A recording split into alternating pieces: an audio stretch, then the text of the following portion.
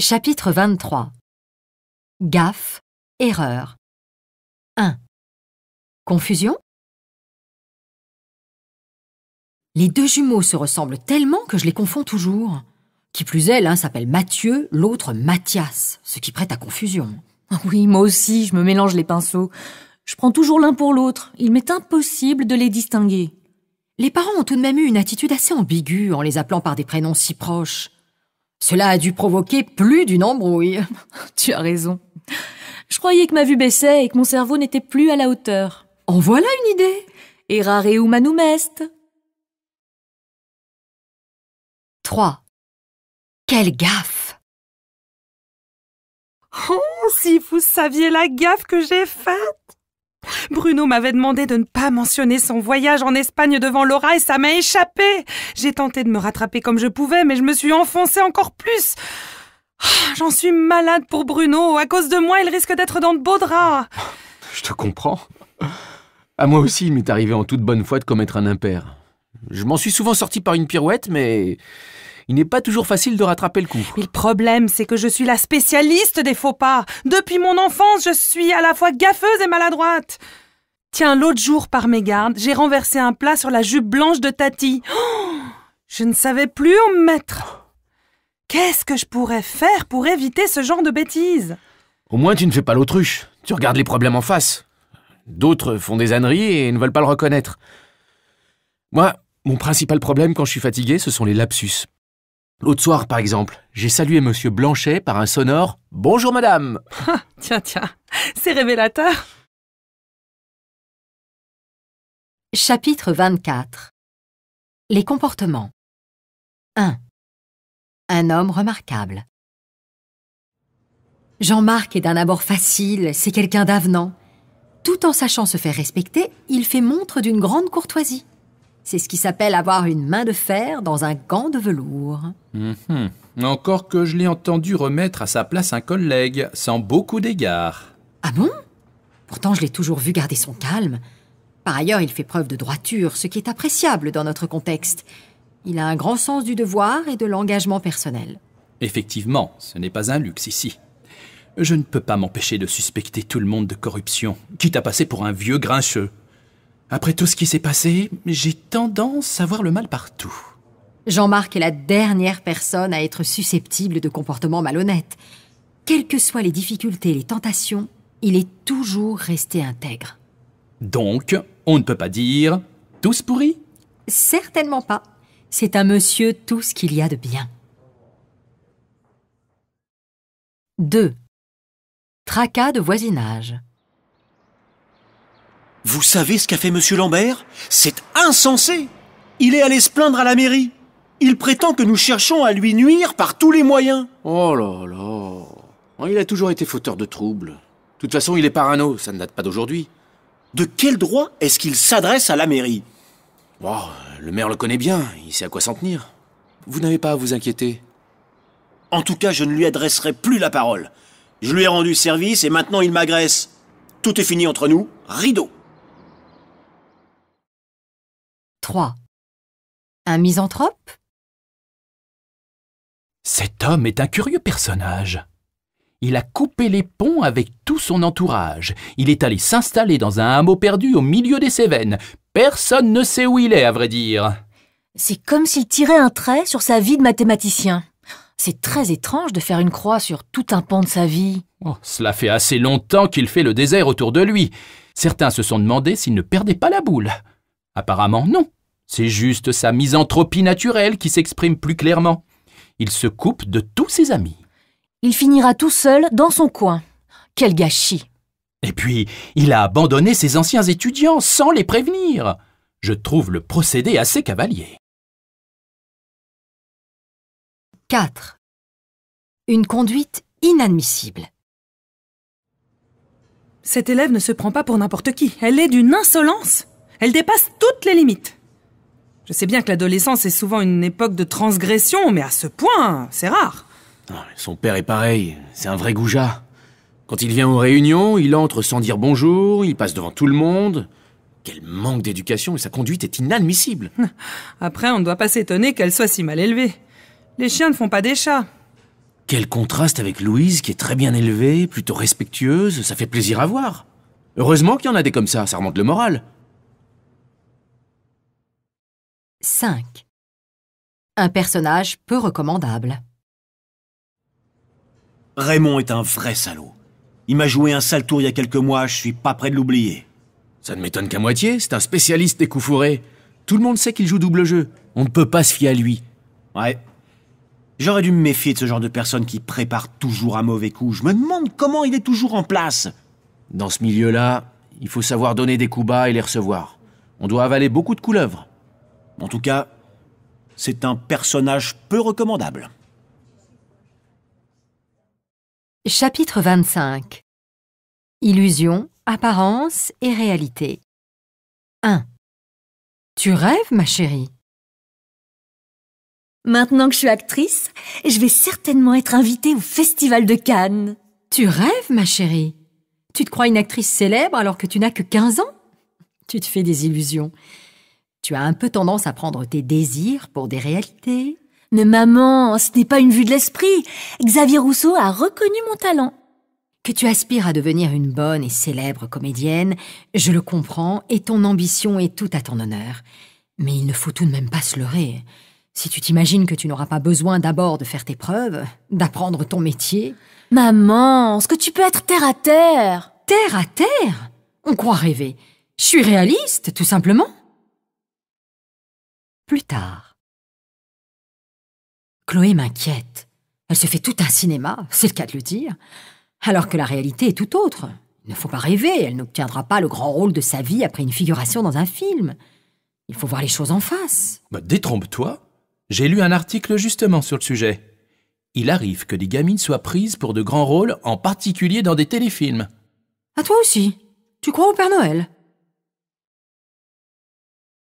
2. Il ne paye pas de mine. Tu sais que Martin a gagné les élections? Il paye pas de mine et pourtant, il s'est révélé le meilleur candidat. Comme quoi, faut pas se fier aux apparences. Il est vrai que ce des dehors un peu bourru et assez frustre, c'est quelqu'un de fort intelligent et d'assez subtil. Néanmoins, je ne l'aurais pas cru capable de réussir. Il se montre parfois tellement distant. En apparence seulement. Car je l'ai observé dans certains débats, pendant lesquels il s'investissait pleinement de sorte qu'il est parvenu à convaincre ses électeurs. Selon toute vraisemblance, il deviendra un bon maire du village. Et comment a réagi son adversaire? Il a fait bonne figure. Même s'il a loyalement reconnu sa défaite, ça crevait les yeux qu'il n'en revenait pas du succès de Martin. 3. Une façade. Jérôme avait donc quitté Cécile en pleine campagne électorale? Du coup, elle ne s'est plus montrée dans les meetings? Jérôme a tout fait pour sauver les apparences. En public, il a donné le change, il s'est montré le plus souvent seul et il a esquivé les questions sur sa vie personnelle.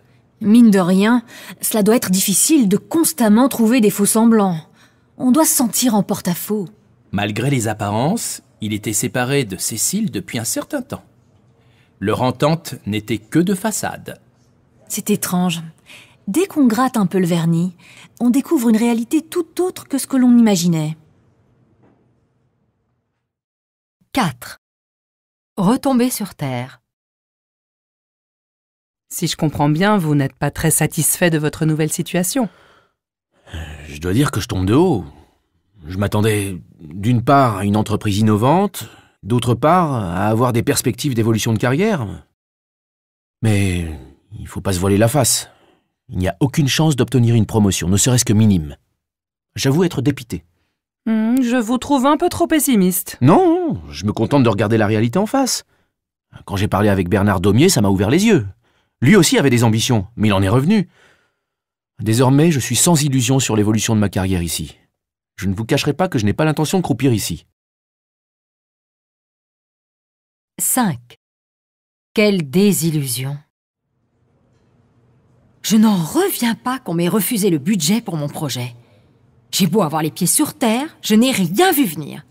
Tout cela parce que le grand chef veut se faire bien voir par sa hiérarchie alors qu'il s'était engagé à me soutenir. Quelle désillusion!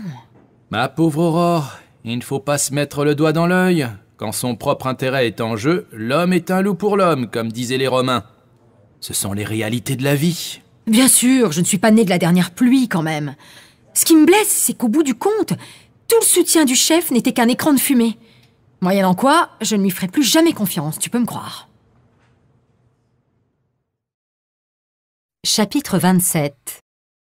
Découragement, frustration, récupération. 1. Je n'y arriverai jamais. Quand je vois tout ce que j'ai à faire d'ici la fin du mois, je ne sais pas comment je vais y arriver. Je sais plus où donner de la tête. En un mot, on me demande l'impossible. Oh, il ne faut pas te mettre martel en tête. À l'impossible, nul n'est tenu. Tu feras ce que tu pourras. Je serais même pas capable d'en faire la moitié. Tu vois ce rapport à écrire? J'en vois pas le bout. J'y arriverai jamais. Tu ne vas pas baisser les bras. Je comprends que tu en baves en ce moment, mais c'est dommage que tout cela te mette le moral à zéro. Tu ne veux pas en parler à Bastien? À quoi bon? Il s'en fiche complètement. En plus, j'en ai gros sur la patate, parce que Julien a obtenu un collaborateur de plus, alors que moi, il faut que je me débrouille tout seul. Je l'ai mauvaise. J'ai été dans la même situation l'année dernière. J'avais un projet si compliqué que je ne savais même plus par quel bout le prendre. J'étais certaine de ne jamais pouvoir finir à temps. J'ai ramé, je peux te dire. Et puis finalement, j'y suis arrivée. Mais ma santé en a pris un coup. Arrête de me saper le moral, je suis pas au bout de mes peines. Je ne sais même pas par où commencer. 2. Bredouille. Je m'efforce de rassembler tous les éléments, mais personne ne me répond. J'ai tenté d'obtenir des informations de mes sources habituelles, sans résultat. Je suis rentrée bredouille. J'ai tout de même vu Roland, qui ne m'a pas confié grand-chose. Je suis restée sur ma faim. Il vous manque beaucoup d'éléments à vérifier? Oui, 2 en particulier, ce qui est frustrant car cela constitue une importante lacune dans cette enquête. Pourriez-vous m'aider à obtenir un entretien avec le directeur? Je m'évertue à le demander, mais en pure perte. C'est assez délicat. Je ne suis pas mon propre maître, hélas. Je ne fais pas ce que je veux. J'ai les mains liées par la hiérarchie. 3. Énervement. Que veux-tu que je te dise? Je fais tout ce que je peux, mais je n'y arrive pas, c'est tout. Et cela va retarder notre départ. Qu'est-ce que tu veux que j'y fasse? Je n'y peux rien. Tu pourrais te démener un peu plus. Que tu le veuilles ou non, on est dans le même bateau. Je commence à en avoir jusque-là de ces départs en vacances. Je suis crevée. Je me tue à tout organiser et en plus, je me suis disputée avec Cyril. Et qu'est-ce que tu veux que ça me fasse?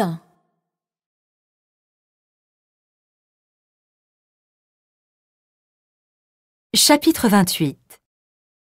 Soucis, appréhension, peur. 1. Je me fais un sang d'encre. Je n'ai pas de nouvelles de mon fils. Je me fais du mauvais sang. Je dirais même je me fais un sang d'encre. Il est au bout du monde et il y a eu de gros troubles politiques là-bas. Quand nous avons entendu ça à la radio, sa mère et moi étions dans tous nos états. Oui, je suis au courant de ce qui s'est passé, mais je ne pense qu'il n'y a rien d'alarmant pour les touristes. Vous avez toujours eu tendance à vous faire du souci. Ne vous en faites pas, votre fils finira bien par donner de ses nouvelles. Au pire, vous pouvez toujours contacter le consulat, non? Certes, mais je ne suis pas rassuré pour autant. 2.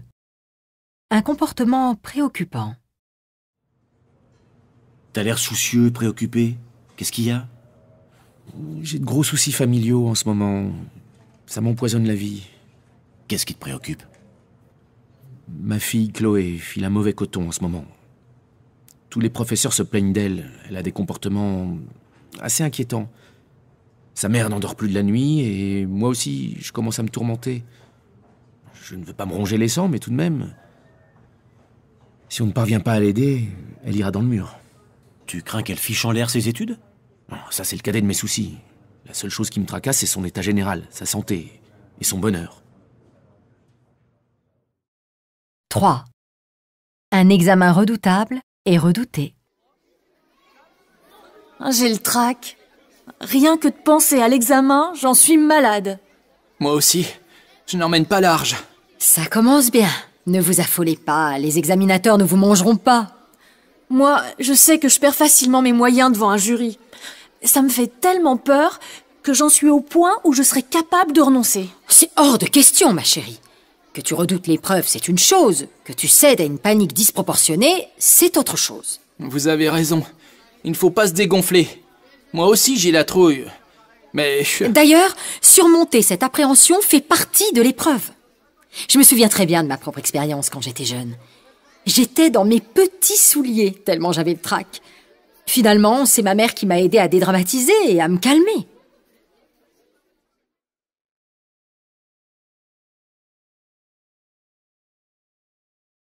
Chapitre 29. Exprimer ses sentiments. 1. Un personnage fascinant. J'éprouve des sentiments ambivalents à l'égard de David. D'un côté, il suscite en moi une certaine méfiance. D'un autre côté, je ne peux pas m'empêcher de l'admirer. Je ressens la même chose. C'est quelqu'un qui m'inspire une véritable fascination, non dénuée de crainte d'ailleurs. Sa fille me confiait l'autre jour qu'elle ne pouvait pas lui exprimer son affection. Elle est obligée de la dissimuler et de ruser. Quelle étrange situation! Constamment refouler ses sentiments est franchement malsain, non? Que veux-tu? C'est le style de David. Il ne peut pas donner libre cours à ses émotions, d'autant qu'il a horreur des bons sentiments. 2. La pitié dangereuse. Ça me fait quelque chose de voir cet ancien danseur paralysé dans un fauteuil roulant. Certes, mais il est hors de question de lui manifester de la compassion, voire de la pitié. Il a horreur qu'on fasse du sentiment avec lui. Il n'a pas de mots assez durs sur le sentimentalisme. Cela accroît la distance qui se crée entre lui et son entourage. Aïe, l'autre jour, je me suis trahie d'un geste et il m'a fusillé du regard. Je m'en suis voulu de ne pas avoir su me contrôler. Je ne vois pas comment il prendrait mal qu'on lui manifeste notre attachement. Oui, mais moi, j'ai fondu en larmes en le voyant. 3. Des liens distendus. Depuis un certain temps, je ressens un certain malaise en présence de Louis. Son attitude a changé et nos rapports se sont tendus. Cela ne m'étonne pas. C'est quelqu'un qui ne fonctionne que dans le rapport de force. Il doit absolument prouver son excellence. Il ne supporte pas d'être pris en défaut. Ouais, mais ça me met mal à l'aise. Car nous avions entretenu des relations d'estime réciproque. Nous avions tissé des liens au cours des années, mais ils se sont distendus. Et ça me chagrine. Un incident s'est produit? J'ai dû le blesser sans m'en rendre compte. C'est quelqu'un de susceptible qui se froisse facilement. Au demeurant, il m'en a rien dit. Et moi, je suis pas toujours d'humeur à faire des efforts. 4. C'est fini? Où en es-tu de tes relations avec Margot? Tu n'envisages pas sérieusement de la quitter? Oh, je sais plus où j'en suis. Je suis en pleine confusion. Il est certain que je commence à m'éloigner d'elle. Tu ne l'aimes plus? Si, je l'aime toujours, mais je suis plus amoureux. Nous ne vivons plus de passion, il n'y a plus d'élan. Quand on nous voit, on dirait un vieux couple alors que ça fait 2 ans qu'on est ensemble. Tu ne crois pas qu'elle s'ennuie de sa famille? Pour vivre avec toi, elle a dû les quitter, et je me demande si cela ne joue pas un rôle dans votre crise. Chapitre 30. Nuancer, atténuer, préciser. 1. Une adolescente difficile. J'ai été quelque peu surpris de la réaction de cette adolescente. Pour un peu, elle nous accuserait de ne pas l'aider assez. Dans une certaine mesure, je la comprends, ne serait-ce que parce qu'elle n'a pas eu la vie facile. Avec un tant soit peu de sécurité et de bienveillance, elle aurait eu davantage confiance en elle. De plus, l'âge n'arrange rien. Vous avez raison, il faut faire la part des choses. Disons qu'elle cumule plusieurs handicaps. Tout est relatif. Elle ne manque pas d'intelligence, cette gamine. Pensez à tout ce qu'elle a appris depuis 1 an. Au fond, il ne lui manque qu'un coup de pouce ou un déclic pour trouver sa voie. D'ailleurs, tant bien que mal, elle s'en sort. 2. Légèrement trop arrogant? Que pensez-vous de Marius? Le croyez-vous apte à assumer cette fonction?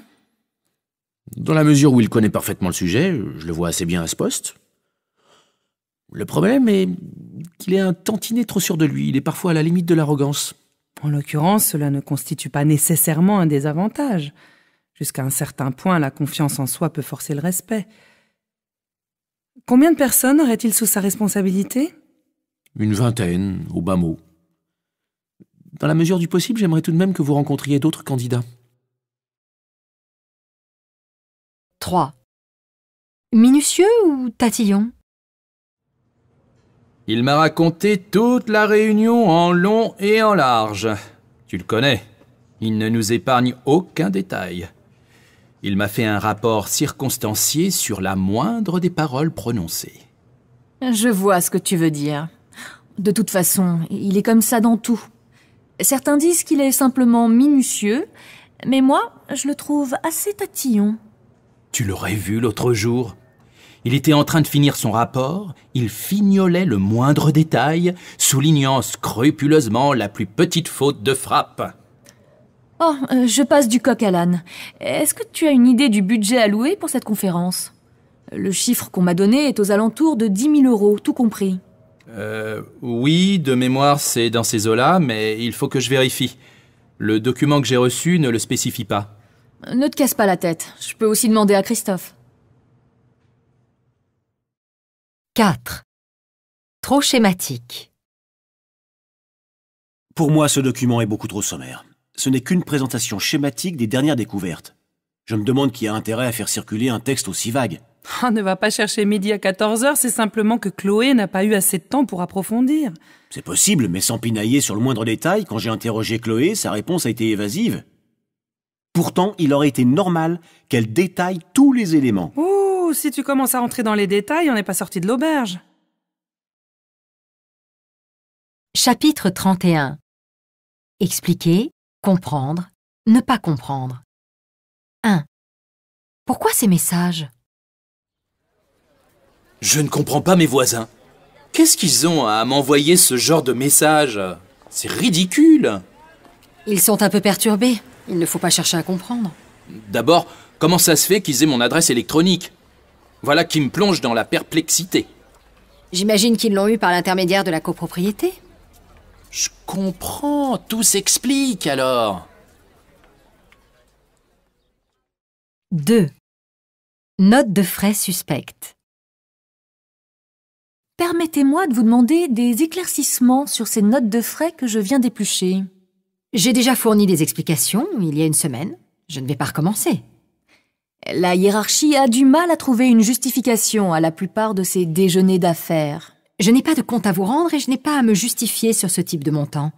J'invite des clients à déjeuner, c'est tout à fait normal. Je ne vois pas en quoi mes notes de frais vous regardent. Désolée de vous contredire, mais elles me concernent au premier chef. Si j'entends bien ce que vous dites, vous vous considérez comme au-dessus des règles de l'entreprise? 3. Mise au point. J'ai convoqué le stagiaire pour lui remonter les bretelles. Il me semblait depuis un certain temps que la situation allait à la dérive, mais quand je l'ai vu à la tâche vendredi dernier, ça a fait tilt. Et j'ai compris qu'il fallait remettre les pendules à l'heure. Vous ne m'étonnez pas. Ce jeune homme se noie dans un verre d'eau. Il faut lui mâcher le travail. J'ai fait une mise au point en lui rappelant ses priorités dans les tâches à accomplir. Cela ne veut pas dire pour autant que les difficultés soient aplanies. Cela en dit long sur le manque de formation des stagiaires. C'est normal qu'il nage un peu, mais nous ne sommes pas censés rabâcher les mêmes consignes. Bien sûr, mais lui, il comprend vite, mais il faut lui expliquer longtemps, comme dit l'autre. Au moins maintenant, nous savons à quoi nous en tenir. Quand je pense à Tania qui pigeait tout au quart de tour, c'était un plaisir de travailler avec elle. 5. Du flair. Sais-tu qu'Angélique est encore partie en Sicile? À mon avis, il y a anguille sous roche. Fine mouche, elle prétend que c'est pour ses études d'archéologie. Mais je n'ai pas besoin de te faire un dessin. J'ai l'intuition qu'un bel Italien est dans les parages. Tu crois? Je reconnais que tu es intuitive, mais là, j'ai quelques doutes. Elle avait toujours dit qu'elle voulait passer du temps en Italie. Mon flair me dit que ce n'est pas la seule raison. Et j'ai toujours eu le nez creux, comme tu sais. 6. Le cœur a ses raisons. Je ne suis pas surpris de la séparation entre Gaspard et Margot. On le sentait venir depuis quelque temps. Moi aussi, je m'en doutais. J'ai toujours eu le pressentiment que leur relation ne durerait pas. Ils sont trop différents, voire incompatibles. Gaspard ne voit pas plus loin que le bout de son nez. Margot n'a pas montré davantage de discernement d'ailleurs. Chapitre 32. Réfléchir, argumenter. 1. Une enquête délicate. Que faire? Vous avez une idée de l'ampleur du scandale éventuel? Oui, mais en y réfléchissant bien, je trouve qu'il y a trop de zones d'ombre dans cette histoire. Je reste prudent et ne veux pas démarrer cette enquête à l'aveuglette. Certes. Nous devrons faire preuve de discernement car de nombreux éléments entrent en ligne de compte. Nous devons prendre en considération des aspects financiers aussi bien que diplomatiques. Jusqu'à preuve du contraire, les deux sont liés. Pourquoi ne pas nous adresser à David? À la réflexion, je me demande s'il ne serait pas mieux placé que moi pour enquêter. Je m'étais posé la question, mais après avoir tout bien pesé, je persiste à penser que vous êtes en mesure de découvrir ce qui se passe dans cet organisme. Il faut y regarder à deux fois. Laissez-moi y réfléchir un peu. 2. D'éventuels mensonges. Si je suis bien votre raisonnement, vous estimez qu'Yvon Pelletier a sciemment menti aux enquêteurs? En tenant compte des incertitudes et des trous de mémoire, oui, j'en arrive à la conclusion qu'il a menti. Sinon, pourquoi se contredire comme il le fait? Pourtant, il a été averti des conséquences de ses déclarations. À ce stade de mes réflexions, j'en déduis que d'autres pistes sont à suivre. 3. Travaux de rénovation. Je suis en train de cogiter. Je réfléchis à une réorganisation de l'appartement. Après avoir pesé le pour et le contre, j'ai décidé d'abattre cette cloison. Et j'envisage d'ouvrir une fenêtre de ce côté-ci. T'as pensé au coût des travaux? Évidemment. Tu me prends pour un idiot? C'est un projet mûrement réfléchi. Et Anne, qu'est-ce qu'elle en dit? Sur le principe, elle est d'accord. Elle se pose juste des questions sur l'emplacement de la fenêtre. Alors, le maçon nous a prouvé par A plus B qu'elle devrait être ici, mais réflexion faite, je me demande si ce serait pas mieux de la placer au milieu de ce mur. Chapitre 33. Établir des comparaisons. 1. Parenté entre les artistes. L'exposition dont vous parlez confronte deux artistes. Peut-on véritablement établir un parallèle entre les deux? Oui, car l'un comme l'autre se considèrent avant tout comme des artisans. De plus, leur conception de la peinture, de même que leur engagement politique, les rapproche. Cela revient-il donc à considérer qu'au-delà des différences stylistiques, nous relevons des convergences intellectuelles? Sans aller jusque-là, je parlerai d'analogie de parcours. D'ailleurs, fidèles à la formation qu'ils ont reçue, les deux se consacreront tout d'abord au dessin. Et le premier, à l'instar des grands maîtres de la Renaissance, n'hésitera pas à copier les modèles antiques. À ce titre, nous pouvons le qualifier de classique, et comme tel, il a toute sa place dans cette exposition. 2. Cela revient au même. Regarde ce paysage. Ça te rappelle pas la Corse, en un peu plus aride? Si. On dirait aussi certains coins de Provence, en moins vert. Ça me fait penser au village où je passais l'été quand j'étais petite. C'était des vacances de rêve. On faisait des confitures dignes de ce nom, on allait chercher des légumes délicieux dans le potager de papy, et tout était à l'avenant. Ouais. Maintenant, que t'achètes des légumes ici ou là, ça revient au même. C'est le même goût uniforme. 3. Une caricature? Cet humoriste se contente de singer les politiciens, mais cela manque de finesse. Il pousse un peu la caricature, même s'il tente de suivre l'exemple des grands humoristes.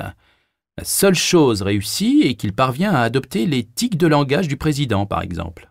Ça me rappelle un comédien qui était un sosie d'un ministre, dont il mimait les réactions pendant une séance à l'Assemblée. Oh, c'était tout à fait lui.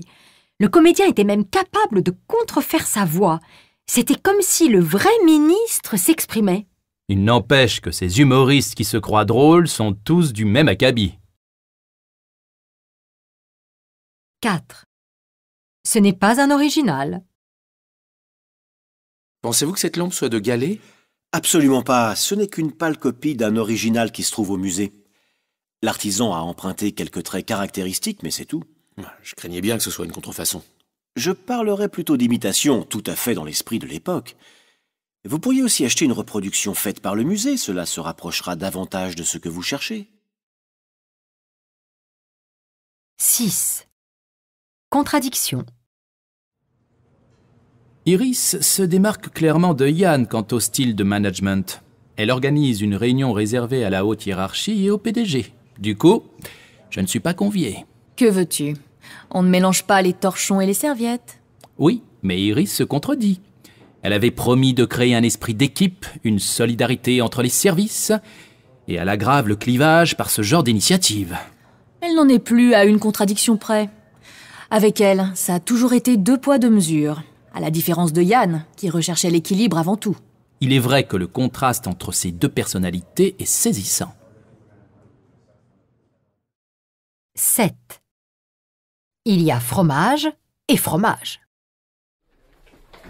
J'avoue que je ne distingue pas ce fromage au lait cru de cet autre au lait pasteurisé. Il paraît que ça n'a rien à voir, mais moi, je ne vois pas de différence. C'est le jour et la nuit. Il n'y a aucun rapport entre la finesse de l'un et le caractère standardisé de l'autre. Ah? À peu de choses près, ils sont pareils pourtant. Désolé de te contredire, mais il y a fromage et fromage. Chapitre 34. Incrédulité et certitude. 1. Stupéfaction. Quoi? L'usine va être délocalisée? Tu plaisantes? Comment peut-on délocaliser des produits alimentaires? C'est absurde! Ouais, cette nouvelle a fait l'effet d'une bombe. Tout le monde est encore sous le choc. Même Damien semblait tomber des nues ce matin. On marche sur la tête dans cette entreprise. Les bras m'en tombent. Il y a peut-être de bonnes raisons que nous ignorons. De bonnes raisons? Tu parles! Je n'en crois pas un mot. Je connais ce raisonnement, ne me la fais pas. C'est toujours pour augmenter les profits. Oh, calme-toi un peu. Ça, par exemple, tu te désolidarises de nous? C'est effarant. 2. Il y a anguille sous roche. Quand j'ai interrogé Yves sur ses relations avec Léon, il a été pris au dépourvu. Il a bafouillé une vague réponse. Je suspecte qu'il était déstabilisé. Tu ne penses pas que Bertrand aussi est mouillé dans cette affaire? Pas que je sache. Mais si ça se trouve, on découvrira bientôt le poteau rose. Je subodore qu'Yves n'a pas encore craché le morceau. Et son témoignage est sujet à caution car il a toujours nié contre toute évidence avoir connu la bande. Il se moque du monde. Souviens-toi, il nous avait monté un bateau comme quoi il était dans une situation désespérée, etc. Mon œil. C'est quelqu'un qui cache bien son jeu. Mais la conversation que nous avons surprise est tout de même louche. 3. L'enquête piétine. Il semble bien qu'Yves n'est pas trempé dans cette histoire. Tout laisse à penser que le véritable responsable est quelqu'un de plus haut placé. Il n'en reste pas moins qu'il n'est pas blanc comme neige, à mon avis. Il n'y a qu'à voir ses hésitations quand il s'agit de parler de son emploi du temps. Quant à Léon, il prétend n'avoir jamais vu Yves de sa vie. Il n'en démord pas. Et pourtant, je suis certain qu'ils se connaissaient. Ça tombe sous le sens si on analyse leur entourage et leur fréquentation. De son côté, David est convaincu que nous remonterons la filière. Il y croit dur comme fer. Ce qui laisse sceptique la plupart de ses collègues. Il y a de quoi. Nous avons également interrogé Bertrand sur la foi de quelques témoignages. À ma connaissance, il manque encore beaucoup d'éléments probants. 4. Difficile à convaincre. On ne m'enlèvera pas de la tête que Bertrand est impliqué dans cette histoire. Moi, j'ai encore des doutes. Pourtant, ça coule de source. Il suffit d'analyser les mouvements de fond sur son compte pour voir qu'il y a quelque chose qui cloche. C'est flagrant. Il est acquis que Léon organisait des transferts d'argent vers un paradis fiscal. Nous avons fini par lui faire entendre raison et il a avoué. En revanche, pour ce qui est de Bertrand, nous n'avons aucune preuve. Chapitre 35. Cause, excuse et conséquences. 1. Un élément déclencheur. Cet incident a donc été l'étincelle qui a mis le feu aux poudres? Oui, ça a été l'élément déclencheur, dans la mesure où le licenciement de cet employé ne paraissait pas justifié. Compte tenu de la situation de l'entreprise, on ne comprend pas la logique managériale, qui ne peut être imputée à de l'incompétence. je ne comprends tout de même pas le pourquoi et le comment de cette histoire. Comment se fait-il que rien n'est filtré de cette décision? Tout cela est à mettre sur le compte de la médiocre communication qui a cours dans l'entreprise, ce qui a été pointé du doigt non sans raison par les syndicats. La priorité accordée à la rentabilité y est certainement pour quelque chose. Ce facteur a probablement été déterminant. On sait le rôle majeur joué par nos actionnaires dans les orientations de l'entreprise. Cela dit, la décision me semble étrange. Oui, et il serait intéressant d'en découvrir les tenants et les aboutissants. 2. Un faux prétexte? C'est normal qu'elle ne range pas sa chambre. Elle est en pleine préparation du bac. Tu lui trouves toujours des excuses. Les examens ont bon dos. Je te ferai remarquer qu'elle ne range pas davantage sa chambre en vacances. Tous les prétextes sont bons pour ne rien faire. Ce n'est pas une fausse excuse. Je ne suis pas dupe, bien sûr. À sa décharge, je dirais que nous lui avons demandé de se concentrer sur les maths. C'est la faute des maths. Franchement, chérie, à force de tout lui passer, elle ne fera plus rien. À quoi bon chercher à l'éduquer, alors? 3. Un faux pas du ministre. Cette décision a valu au ministre des critiques dans son propre camp et s'est soldée par un désaveu de la part de certains de ses collègues. Cela a également provoqué un tollé dans l'opposition et a donné lieu à des échanges particulièrement houleux à l'Assemblée nationale. Une telle déclaration entraînera certainement des remous dans l'opinion publique. Jusqu'à présent, ces opinions à l'emporte-pièce ne prêtaient pas à conséquence. Mais cette fois-ci, de fil en aiguille, on en est arrivé à douter de sa compétence. Moyennant quoi, il perd une partie de sa crédibilité. Oui, c'est l'effet boule de neige. Voilà ce que c'est de parler étourdiment. Ce qui est assez étonnant chez un vieux loup de la politique. Comme quoi, le plus chevronné n'est pas à l'abri d'une bourde. Du coup, certains en viennent à demander sa démission. On se demande quelles seront les retombées de cette histoire sur sa carrière. Chapitre 36. Conditions, hypothèses, probabilités. 1. Jour de grand départ. Oh, pour un peu, j'aurais oublié les clés. Ah, quelle matinée, c'est la loi des séries. Tu as vu la circulation? Pour peu qu'il se mette à neiger encore plus fort, ça va être la galère sur l'autoroute. C'est un jour de grand départ, ça va être gai. On devrait emporter de quoi manger au cas où. Tu as raison. Je vais prendre des provisions, des fois qu'on serait bloqué pendant des heures dans les embouteillages. À tout hasard, je prends aussi une couverture. Si jamais on passait la nuit dans la voiture? Ah, tu es optimiste, je vois. On sait jamais. Mieux vaut être prévoyant. Du moment que ça te sécurise, je n'y vois pas d'inconvénient. Quitte à partir le même jour que tout le monde, autant se prémunir contre les aléas de ce genre d'aventure. À tout prendre, je préférerais encore dormir dans la voiture plutôt que de remettre notre voyage. Ah, effectivement, il n'est pas exclu que nous passions une nuit un peu mouvementée, ne serait-ce qu'à cause du monde qu'il y aura. Ah, au pire, on arrivera un jour plus tard. 2. Les enjeux sont de taille. La réunion se passera bien si tant est que le grand chef soit d'accord avec nous sur le budget. Pour autant que je sache, ce n'est pas gagné. Sans le soutien de Véronique, il n'y a guère de chance que nous obtenions gain de cause. Elle te soutiendra, à condition qu'elle comprenne les enjeux de la négociation qui sont de taille. Encore faudrait-il qu'elle vienne dans de bonnes dispositions et qu'elle prenne le temps de nous écouter. Rien n'est moins sûr. Le cas échéant, je pourrais toujours prendre la parole. Autant que je puisse en juger, Véronique nous respecte, toi et moi. En présentant clairement les points litigieux, je ne désespère pas d'arriver à un résultat. Même en admettant qu'elle tienne compte de nos arguments, elle ne sera pas forcément convaincue du bien fondé de ton raisonnement. Restons zen. Suivant ce qui se passera, nous aviserons. À défaut d'un accord aujourd'hui, nous aurons au moins des pistes de travail. Sauf à baisser les bras, il faut bien rester combatif. Chapitre 37. Risque, danger, nécessité. 1. Un projet périlleux. Avant de nous lancer dans ce projet, nous devons tout d'abord évaluer les risques encourus. Et prendre toutes les précautions nécessaires afin de mener à bien cette tâche. Certes. D'ailleurs, courons-nous vraiment le risque de perdre de l'argent? Il n'est pas exclu d'y laisser des plumes. Mais j'ai bon espoir que nous obtenions des fonds de plusieurs sponsors. Cela nous permettrait de parer à toute éventualité. Oui. Beaucoup misent sur l'investissement de l'entreprise Bémol qui semble intéressée. Vous avez tâté le terrain auprès de leurs représentants? Oui, mais j'y suis allé sur la pointe des pieds, en jouant sur la solidarité et le prestige. J'ai tenté de les convaincre que le jeu en valait la chandelle. 2. Des tensions. Je m'attends à une forte hostilité de la part de Monsieur Frémaux. Ça ne va pas être triste d'organiser une réunion de copropriétaires dans de telles conditions.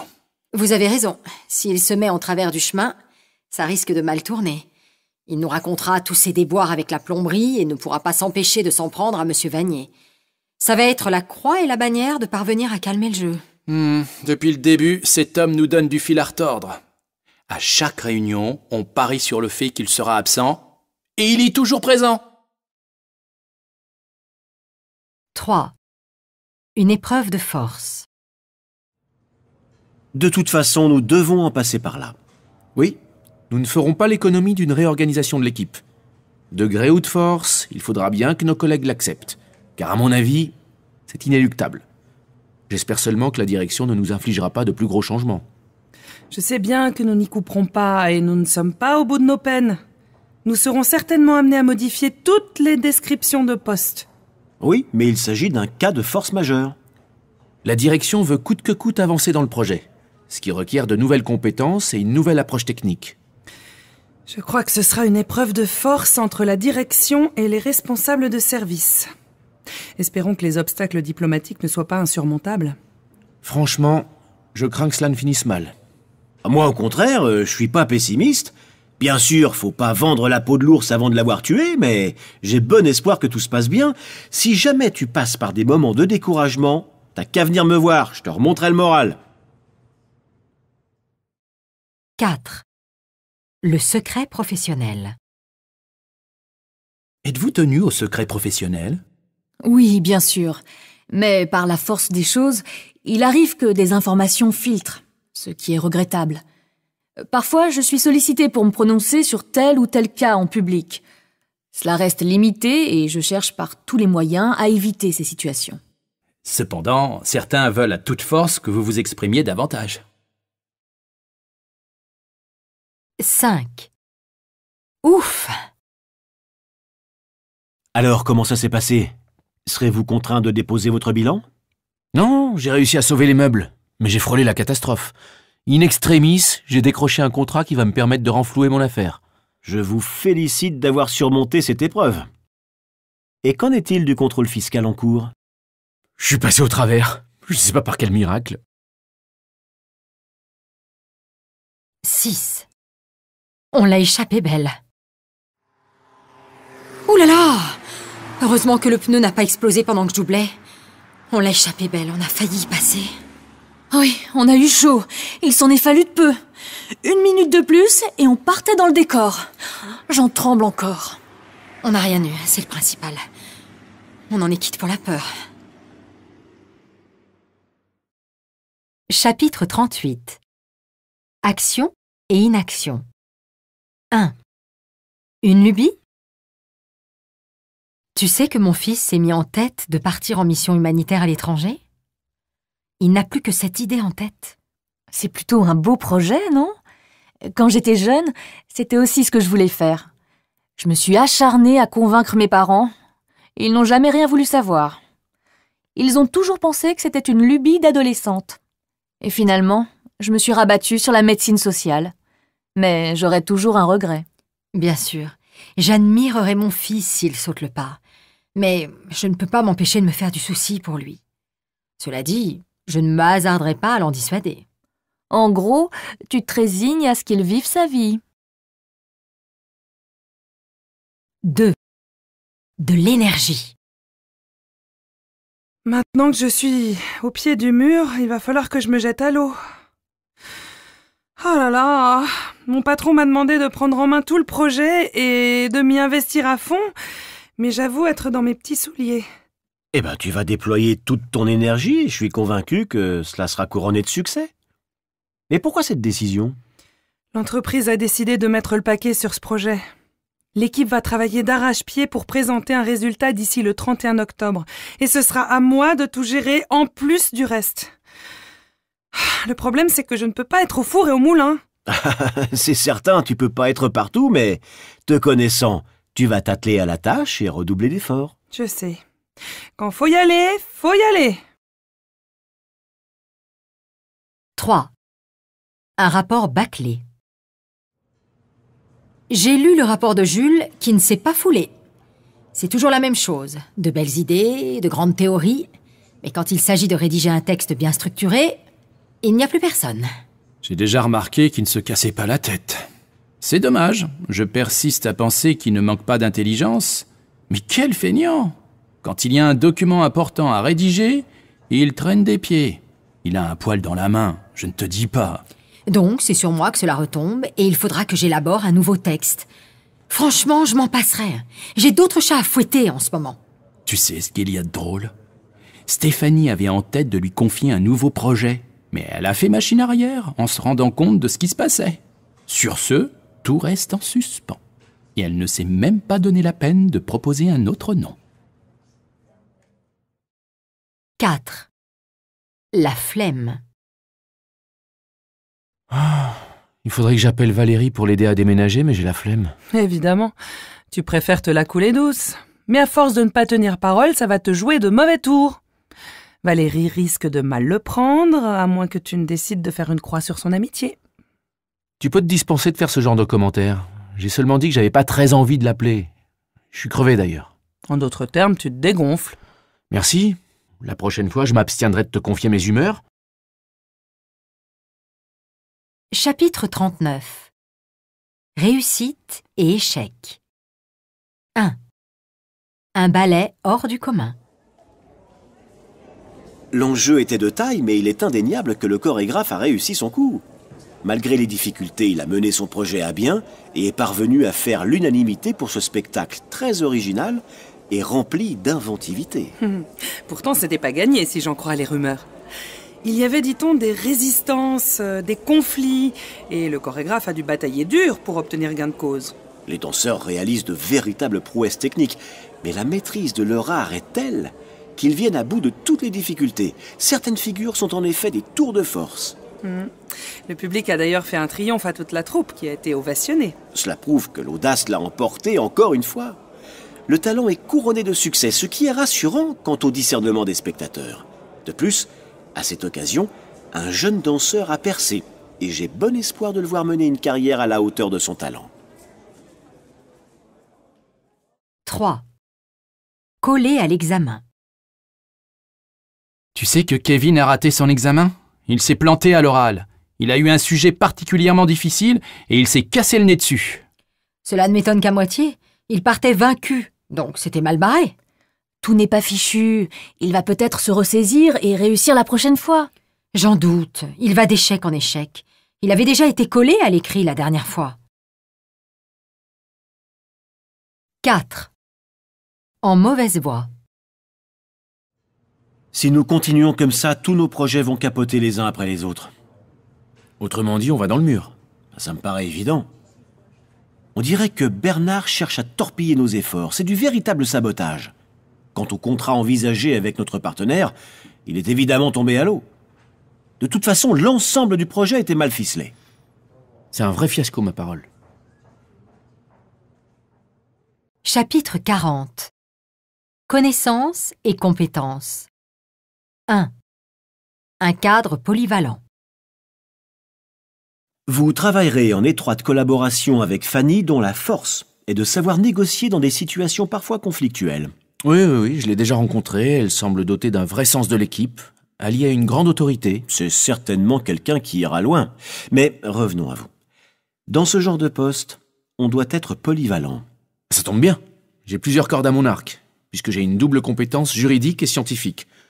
J'aurais peut-être à approfondir mes connaissances dans certains domaines, mais ça me fait pas peur. Tant mieux. Mais j'insiste sur le fait qu'il faut maîtriser les subtilités du droit et ne pas se contenter du b.a.-ba. Par ailleurs, la maîtrise d'autres langues que l'anglais constituerait un atout. Oui, je parle assez bien allemand, et j'ai de bonnes notions d'arabe et des rudiments d'espagnol. 2. Un puits de science. Je suis admiratif devant l'étendue des connaissances d'Étienne. Cet homme est un puits de science. Oui, il a un savoir encyclopédique. L'autre jour, je lui ai posé une question sur la botanique, et même là, il est incollable. Oh, il en connaît aussi un rayon sur l'art et la philosophie. Il sait tout, ma parole. Cela s'explique. Il vient d'une famille cultivée. Ses parents avaient un bon bagage universitaire et ils ont donné à leurs enfants une solide culture générale. 3. Je n'y connais rien. Je suis inculte en histoire, je n'y connais rien. J'ai de vagues notions d'histoire de France, mais je sèche facilement. Moi aussi, je suis nul dans ce domaine.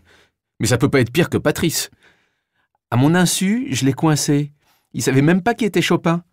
Il n'était pas capable de citer le nom d'un seul compositeur. Oui, mais Patrice est d'une ignorance crasse. Comment un pareil ignare en est-il arrivé là? Mystère. Ah, t'es dur. On a le droit d'être profane en musique. Tout le monde a des lacunes dans un domaine ou un autre. Il y a une différence entre ne pas être spécialiste et ne rien savoir. L'inculture de Patrice me stupéfiera toujours. 4. Des bribes. Tu pourrais réciter un poème de Rimbaud en entier? Oh, j'en serais incapable. J'en connais juste des bribes. Il est vrai qu'on n'apprend plus beaucoup par cœur. Je manque de pratique. En quelle année Une saison en enfer a été publiée? Je n'en ai pas la moindre idée.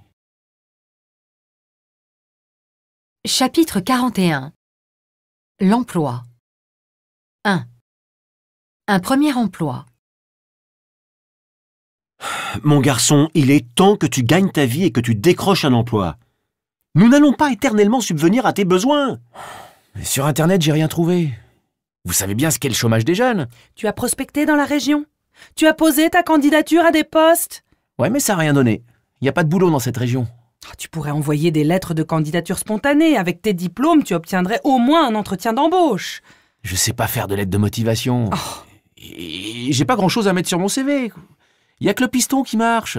Si on n'est pas recommandé par un tel ou une telle, on vous répond même pas. Ah, tout de même, t'as fait plusieurs stages rémunérés, ce qui n'est pas négligeable à ton âge. Et puis, quand tu as fait du bénévolat pour la ville, tu étais chargé de la logistique. Cela compte comme expérience professionnelle, crois-moi. Enfin, à défaut, tu peux toujours essayer de faire de l'intérim. Ce qui me chagrine, moi, c'est que tu ne t'investisses pas davantage dans cette recherche d'emploi, alors que tu as pas mal d'atouts. Ouais, mais ce que je cherche, c'est un vrai travail. C'est sûr que tu vas pas devenir cadre supérieur du jour au lendemain. 2. Rumeurs dans l'entreprise. Tu sais ce que j'ai appris? Alors que Sacha vient juste de terminer sa période d'essai et qu'il est embauché en CDI, on parle de licenciement massif, d'un véritable dégraissage. C'est absurde!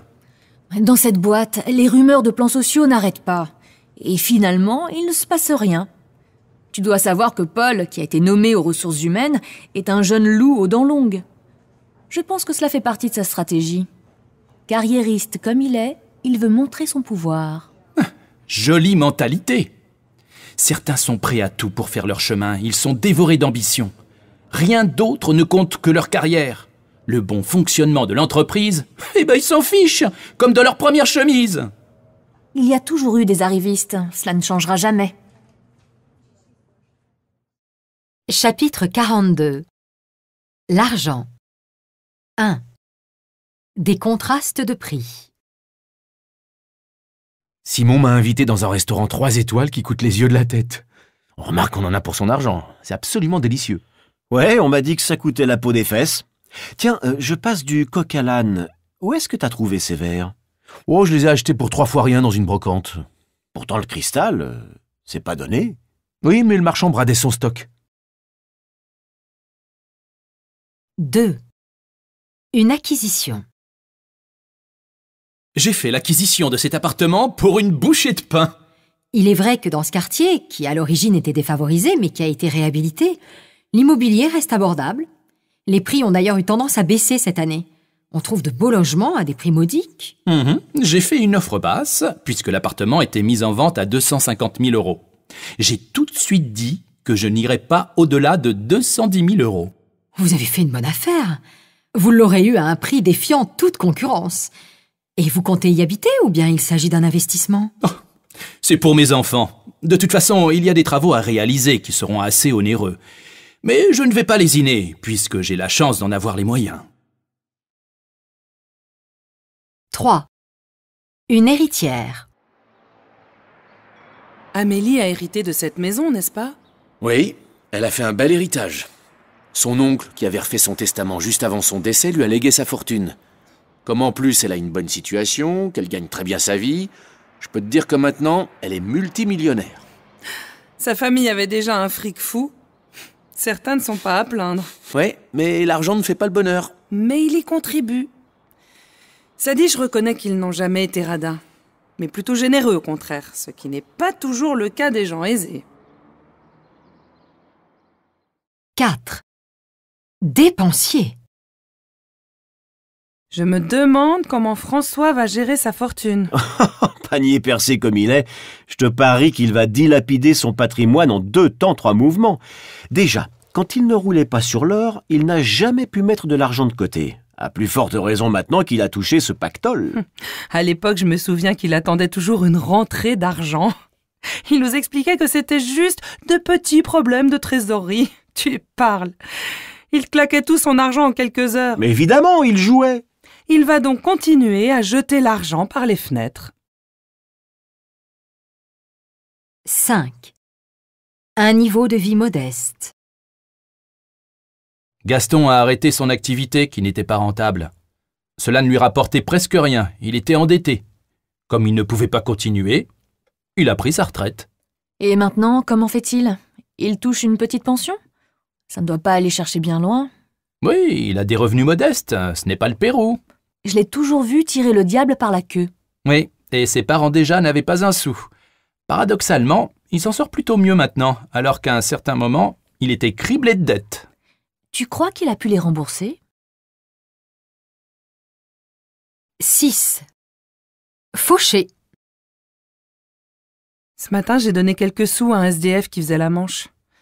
Ça m'a fait mal au cœur, c'était un pauvre vieux, l'air misérable. Et moi qui me plains que mes fins de mois sont difficiles, tout est relatif. Tu as tout de même du mal à joindre les deux bouts. Je suis assez souvent fauché, c'est vrai. J'assume, puisque je voulais plus vivre au crochet de mes parents qui se sont ruinés pour moi et qui étaient obligés de faire des économies de bouts de chandelle pour m'aider. Bon, on va dîner quelque part? Non. À vrai dire, j'ai plus un rond.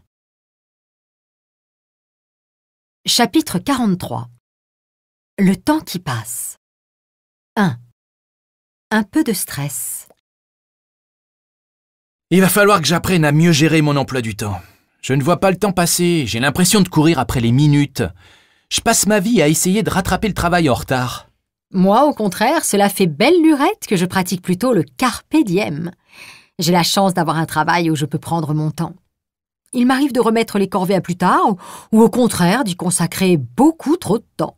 Moi, je fais tout sur les chapeaux de roue. D'ailleurs, on me reproche souvent de bâcler mes rapports, car je fais tout à la va-vite. Que veux-tu? Il faut tout le temps parer au plus pressé. Quand je pense à ma grand-mère qui répétait tout le temps « À chaque jour suffit sa peine », Bon, je file. Avec les embouteillages, je vais en avoir pour 1 heure avant d'arriver à la gare. Je risque d'avoir mon train de justesse. il n'y a pas de temps à perdre. Ne te mets pas en retard. 3. Plainte. Que Clotilde est pénible. Elle m'interrompt à tout bout de champ, elle me dérange pour un oui ou pour un non, et c'est comme ça à longueur de journée. J'ai entendu dire qu'elle serait mutée sous peu dans un autre service. Ouais, en attendant, faut que je la supporte. D'ici qu'on lui trouve un ou une remplaçante, de l'eau coulera sous les ponts, je connais la chanson. Hein. Souviens-toi de la réunion d'il y a 3 semaines. D'emblée, le chef t'avait prévenu que cela prendrait du temps de réorganiser le service. Oui, mais ça fait des années qu'on me répète la même chose, et chaque fois c'est pire. Cette fois-ci, rebelote, il va falloir que je change encore les procédures, ça n'en finit pas. Et c'est reparti. C'est pas bientôt fini. Tu ne pourrais pas arrêter de râler? 4. Emménagement. On range les livres au fur et à mesure que les cartons arrivent? Oui, et tant qu'on y est, on pourrait déballer ce coffre et trier les papiers. Après coup, ce sera plus difficile. Pendant que j'y suis, je vais essayer de caser les dossiers en bas de l'étagère. Ce n'est pas facile de tout mener de front. Rangement et rénovation. Je ne te le fais pas dire. Et à mesure qu'on range, on a l'impression que le volume des cartons augmente. Déménager, c'est toujours crevant. Chapitre 44. Mémoire, oubli, regret. 1. Les aléas de la mémoire. Je ne retrouve plus le nom de ce grand écrivain aventurier. Son nom m'échappe. Ça te reviendra, papy. J'ai le nom sur le bout de la langue. Oh, que c'est agaçant. J'ai de plus en plus souvent des trous de mémoire. Ça arrive à tout le monde. Tu vois, je ne retiens pas toutes les dates que je dois connaître par cœur pour le cours d'histoire. Par exemple, je n'arrive pas à me mettre dans le crâne les dates des batailles de Louis XIV. T'es mignonne de me dire ça.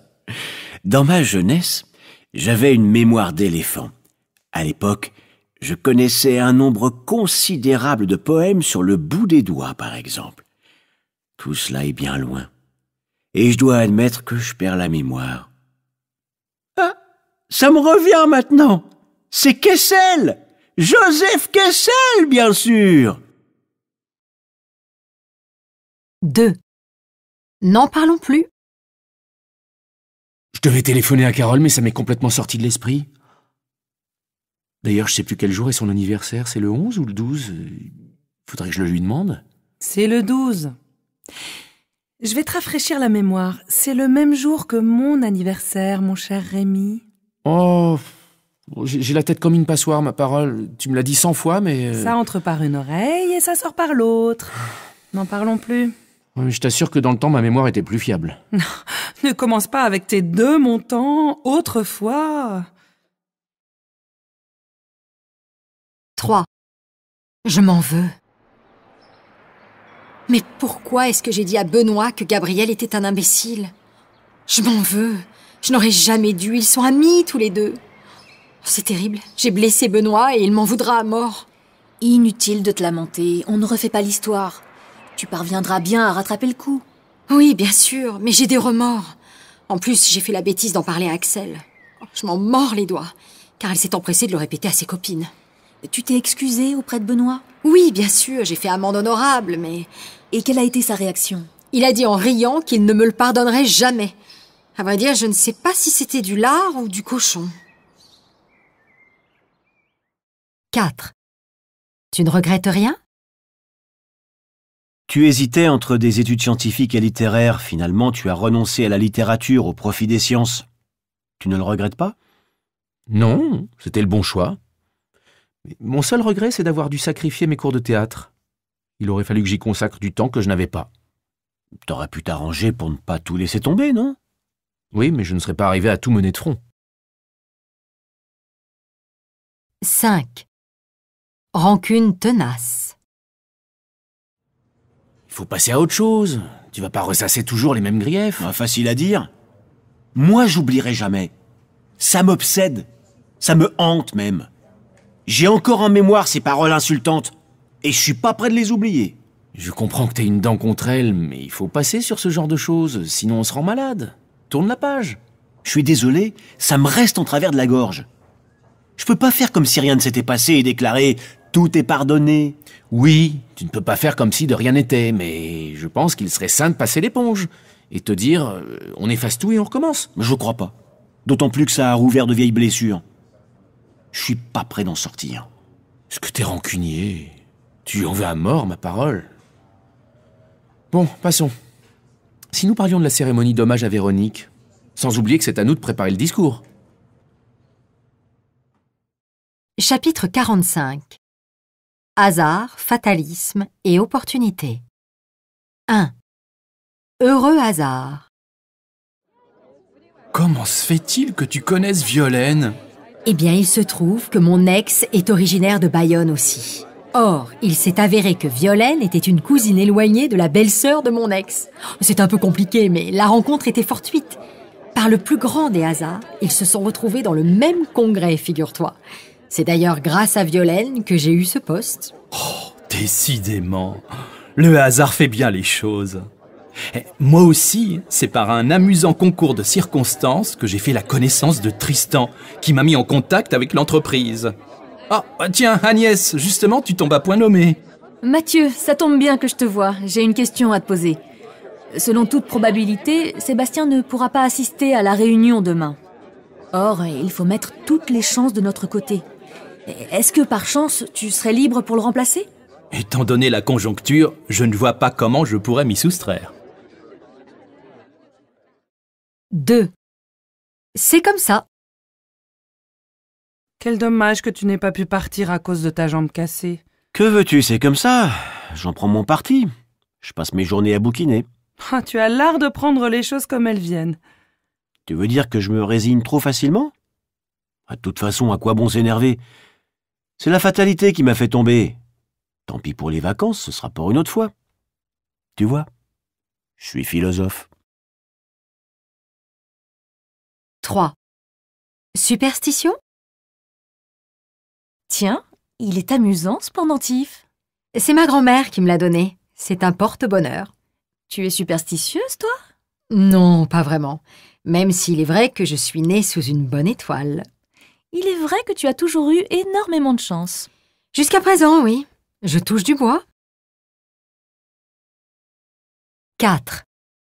Quelle déveine. Ah, nous voilà bien. Regarde, on annonce une grève de train pour demain. Il ne manquait plus que ça. Juste le jour où il faut absolument que nous soyons à Dijon pour le rendez-vous. Quelle poisse! Oh, quelle tuile. Ah, il est vrai que c'est le genre de contretemps que nous aurions dû prévoir. Il fallait s'y attendre. Oui, il y a toujours des imprévus, mais cette fois-ci, on joue de malchance.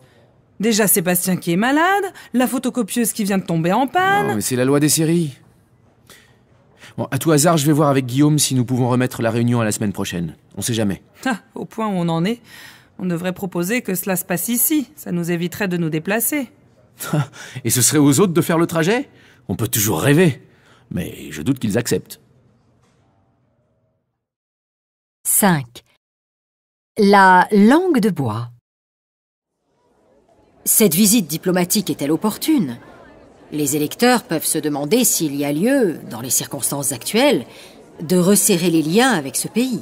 Votre question me donne l'occasion de réitérer le désir du gouvernement de développer une coopération constructive.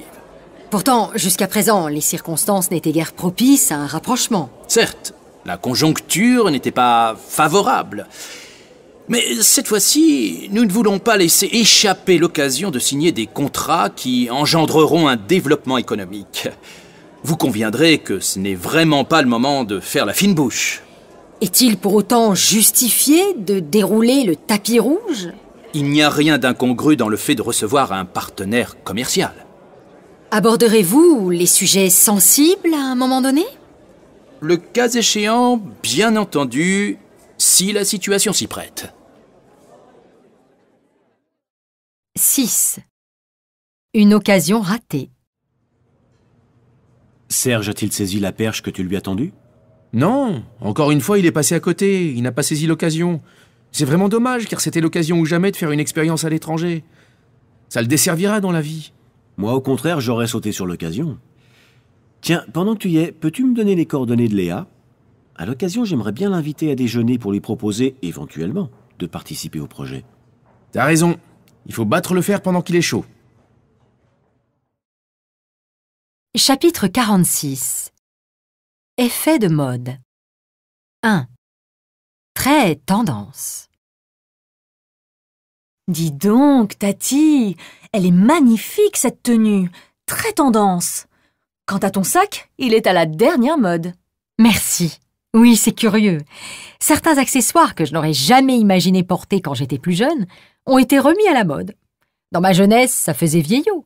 Alors que maintenant, c'est au goût du jour. Tu as raison, ça se fait beaucoup en ce moment. L'autre jour, en faisant les magasins, je voyais des gamines qui se ruaient sur les sacs à main de cette marque. Cela me semble un peu étrange. Mon ami Valentin, qui est styliste et bien sûr très branché, me parlait justement l'autre jour de ses engouements pour un objet, une forme, une couleur. C'est d'abord la grande folie, puis plus personne n'en parle. De vrais feux de paille. J'imagine que les créateurs de mode doivent se renouveler constamment et ne pas s'endormir sur leur laurier. Ils doivent rester dans l'air du temps, tout en innovant en permanence. Certes, il vaut mieux constamment se remettre en cause, même si certains vêtements restent classiques. Une chemise blanche, ça ne se démode pas, c'est toujours chic. Heureusement, car s'il fallait changer sa garde-robe chaque année pour rester à la mode, cela obligerait à prévoir un budget de princesse. 2. Dépasser? Pour mon grand-père, c'est dur. À son âge, il a l'impression de ne plus être dans le coup. Pourtant, il n'est pas si vieux, mais il se sent dépassé par les événements. Moi aussi, qui ai 20 ans de moins que lui, je suis aussi en décalage par rapport aux jeunes. Hein. L'autre jour, j'ai écrit un message à la main et ma fille m'a regardé avec effarement. Ça lui semblait préhistorique. Pour certains jeunes, ça ne se fait plus d'écrire une carte postale, c'est passé de mode. La mode, c'est ce qui se démode, comme disait Jean Cocteau. Cela dit, je me demande parfois si certaines choses désuètes ne reviendront pas à la mode et ne retrouveront pas un certain charme. Qui sait si ce qui semble archaïque à ces jeunes ne deviendra pas un jour le comble de la modernité? Pas en ce qui concerne la technologie. Mon fils trouvait que son ordinateur, qui a 2 ans, était complètement périmé, obsolète, vieux comme Hérode, tu ne te rends pas compte, maman? 2 ans. Je dois être vieux jeu, mais pour moi, du moment qu'un appareil marche encore, je ne vais pas en changer. Ton fils doit te considérer comme une arriérée. Fossilisé, tu veux dire? 3. Même le langage. Tu as remarqué que beaucoup d'étrangers emploient la tournure « comme ci, comme ça », qui pourtant n'a plus vraiment cours aujourd'hui? Ça ne se dit presque plus. T'as raison, elle a fait son temps. Il est intéressant de voir que certaines expressions disparaissent, tandis que d'autres apparaissent. Chapitre 47. Perspective d'avenir. 1. Lancement imminent. Ah, vous êtes déjà là? Vous m'avez devancé. Bertrand est arrivé? Il va pas tarder à arriver. Une fois l'équipe réunie, nous pourrons discuter des points importants. Un peu plus tard. Vous savez donc que nous sommes sur le point de signer un contrat décisif pour l'avenir de l'entreprise. Nous nous apprêtons à lancer un nouveau produit dont l'annonce se fera dans le courant du mois prochain. Est-ce que cela implique à plus ou moins court terme que nous embaucherons? En effet, c'est une très bonne nouvelle. L'annonce officielle en est imminente, cela ne saurait tarder. Sur ces entrefaites, j'aimerais aborder aussi la question de la répartition des tâches, car dans la foulée, nous allons réorganiser l'équipe. 2. Changement en perspective. Je commence à peine à y voir plus clair. D'ici peu de temps, nous aurons tous les éléments en main sous 8 m'a-t-on promis. Vivement la semaine prochaine. Nous étions dans l'expectative depuis trop longtemps. Il faudra envisager une nouvelle orientation de nos recherches à brève échéance. Quand connaîtrons-nous le nom du nouveau directeur? Je n'en sais rien. Je n'avais pas plutôt posé la question que Jérôme répondait par le sempiternel « en temps utile ». Là-dessus, Nora est arrivée et la discussion a tourné court. 3. Des résultats prometteurs. Considérez-vous que la découverte de cette molécule ouvrira la voie à de nouveaux médicaments? Quelles sont les perspectives? Cela semble probable puisque les expériences que nous avons menées ont donné des résultats prometteurs. Nous sommes d'ailleurs en train de conduire de nouvelles recherches qui, je l'espère, s'avéreront fructueuses. Vous vous inscrivez dans la lignée des scientifiques humanistes. Ne craignez-vous pas que vos recherches soient dévoyées à des fins peu paisibles? Vous avez raison, c'est un risque, mais il est hélas inhérent à la recherche scientifique. Nous revendiquons l'héritage des grands savants du passé. Ce sera au comité de bioéthique d'encadrer l'emploi de nos découvertes. Advienne que pourra. Vous consacrez beaucoup de temps à la formation de jeunes chercheurs, ce qui est une noble tâche. Je ne suis pas sûre de passer à la postérité pour cet aspect-là de ma carrière. En plaisanterie mise à part, vous avez raison, c'est une part importante de mon activité. À mon âge, il est indispensable de commencer à passer le flambeau. Il me tarde de voir certains d'entre eux prendre toute leur place dans la communauté scientifique. Ce que je vois de leurs activités augure bien du succès de nos recherches. Je suppose aussi que la récompense que votre laboratoire a obtenue laisse présager que les expériences pourront se faire dans de meilleures conditions. Oui, tout cela est De bon augure quant à la suite du programme. Je pressens d'ailleurs que nous allons pouvoir moderniser certains de nos équipements.